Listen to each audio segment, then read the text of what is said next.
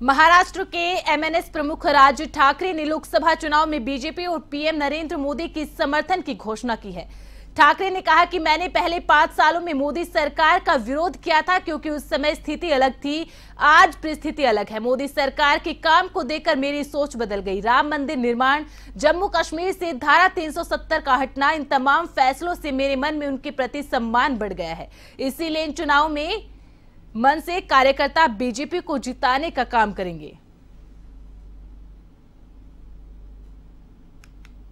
अनेक वेळा सांगतात लोक की राज ठाकरेंनी भूमिका बदलली। प्रश्न 2014च्या अगोदरची भूमिका ही निवडून आल्यानंतर, सत्तेत आल्यानंतर जर तिकडे भूमिका बदलू शकते तर मला असं वाटतं की मला भूमिका बदलणं आवश्यक होतं।